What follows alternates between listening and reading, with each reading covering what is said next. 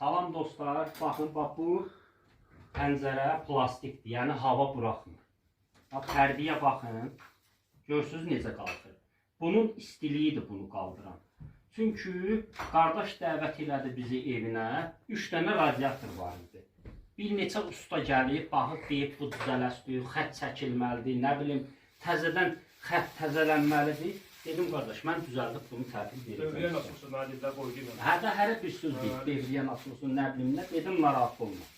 Bax, düzəltmişəm 65-də idi, yəni istilik yox idi 65-də. Heç nə qaldırmadıq ki, 65-də də durur. Bax indi istiliyinə özün. Hamısı qap qaynardı, yəni altı, üstü, hər bir yer. Pərdəyə var, gör nə qəşək.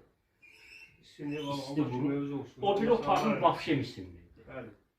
Bax belə, iş belə olur, reallıq budur. Alt giriş, alt çıxış.